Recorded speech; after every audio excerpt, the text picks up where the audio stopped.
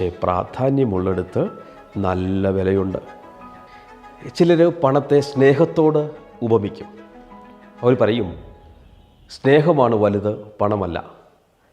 സ്നേഹത്തിൻ്റെ അത്രയും പ്രാധാന്യം പണത്തിന് ഇല്ല. ഈ സ്റ്റേറ്റ്മെൻറ്റ് ശരിയാണോ? ശരിയാണ്. ഒറ്റ നോട്ടത്തിൽ നമുക്കങ്ങനെ തോന്നാം.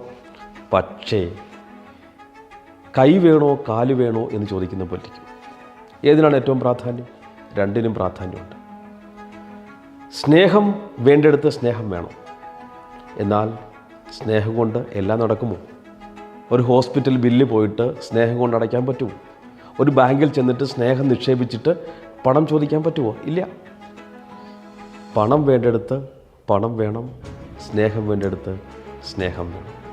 പണത്തിന് പ്രാധാന്യമുള്ളിടത്ത് പണത്തിന് വളരെയേറെ പ്രാധാന്യമുണ്ട്. അത് പ്രാധാന്യമില്ലാത്തിടത്ത് പണം അപ്രധാനമാണ്. ആരെങ്കിലും നിങ്ങളുടെ അടുത്ത് വന്നിട്ട് പറയുകയാണ് പണത്തിന് വലിയ പ്രാധാന്യമൊന്നുമില്ല എന്ന് പറയുന്നുണ്ടെങ്കിൽ ഒറ്റ കാര്യം നിങ്ങൾ തിരിച്ചു ചോദിച്ചോണം, നിങ്ങളിപ്പോൾ പാപ്പരാണല്ലേ? അവർ അത്ഭുതപ്പെട്ടു പോകും. അവർ ചോദിക്കും, നിങ്ങൾക്ക് എങ്ങനെ മനസ്സിലായെന്ന് ചോദിക്കും.